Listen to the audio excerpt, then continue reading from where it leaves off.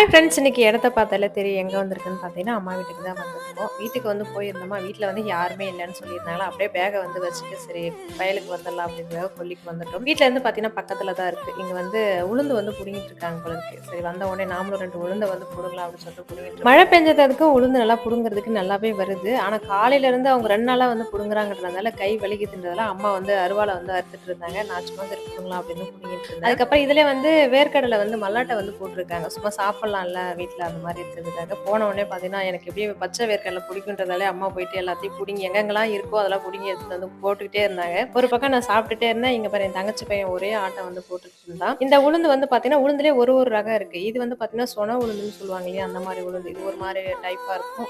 மேல வந்து பட்டுச்சுனாலே வந்து சொன புடுங்குற மாரி இருக்கும். அப்படியே கொஞ்ச நேரம் தான் இருந்தோம். புடுங்கிட்டு அதுக்கப்புறம் வீட்டுக்கு வாங்க போலான்னு சொல்லிட்டு வீட்டுக்கு வந்து கிளம்பியாச்சு. இன்னைக்கு நம்ம தீபா சிஸ்டருக்கு வந்து பிறந்த நாள். இனிய பிறந்த நாள் வாழ்த்துக்கள் சிஸ்டர். எப்போ ரொம்ப சந்தோஷமா, ஹேப்பியா